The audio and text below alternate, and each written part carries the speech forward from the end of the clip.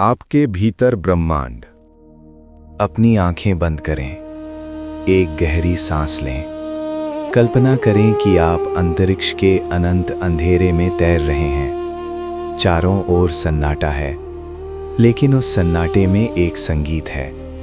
हम अक्सर ऊपर देखते हैं और खुद को इस विशाल ब्रह्मांड के सामने नगण्य मानते हैं। लेकिन क्या होगा अगर मैं आपसे कहूं कि आप इस ब्रह्मांड के केवल एक दर्शक नहीं हैं, आप ही ब्रह्मांड हैं। विज्ञान कहता है कि आपके शरीर का हर परमाणु अरबों साल पहले मरे हुए सितारों के गर्भ से निकला है। आपकी रगों में दौड़ता लोहा और आपकी हड्डियों का कैल्शियम, ये सब किसी सुपरनोवा का उपहार है। लेकिन अध्यात्म इससे भी आगे जाता है।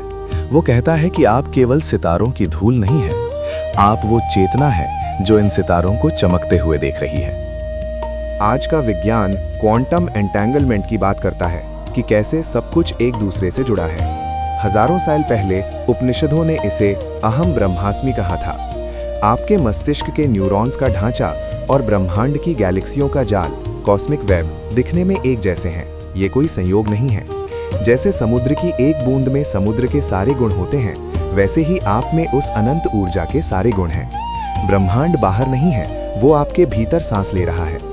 आपकी हर सोच एक लहर है और आपका हर संकल्प एक नई सृष्टि की नींव। अब जब आप जान चुके हैं कि पूरा ब्रह्मांड आपके भीतर है, तो एक गहरा सवाल खुद से पूछिए, इस आंतरिक ब्रह्मांड में आपकी भूमिका क्या है?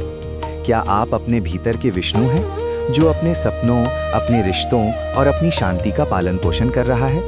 वो शक्ति जो धैर्य के साथ अपने जीवन के संसार को थामे हुए है, जो संतुलन बनाना जानती है? या फिर क्या आप अपने भीतर के शिव हैं, जो पुराने विचारों, व्यर्थ के डर और अहंकार का विनाश करने के लिए तैयार है? वो महादेव जो विनाश इसलिए करता है ताकि कुछ नया, कुछ भव्य सृजन किया जा सके। सोचिए, आज आपको किसकी जरूरत है?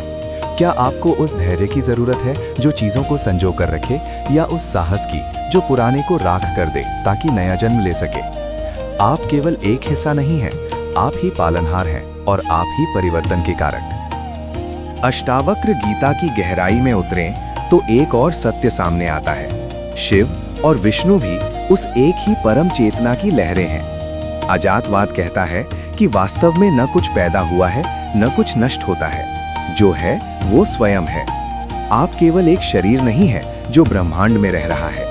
आप वो आकाश हैं जिसमें हजारों ब्रह्मांड पैदा होते हैं और विलीन हो जाते हैं। जब आप मैं कहते हैं तो उस मैं को अपने नाम या काम से मत जोड़िए, उस मैं को उस अनंत सत्ता से जोड़िए जो अजन्मा और अविनाशी है। इस यात्रा के बाद जब आप अपनी आंखें खोलेंगे तो दुनिया नहीं बदली होगी, लेकिन आपका नजरिया बदल चुका होगा। आप भीड़ में एक चेहरा नहीं, बल्कि एक चलता फिरता ब्रह्मांड होंगे। हर सांस के साथ याद दिलाएं, आपके भीतर शिव की शक्ति है, विष्णु का धैर्य है और उस ब्रह्म की अनंतता है। आप पूर्ण हैं, आप मुक्त हैं।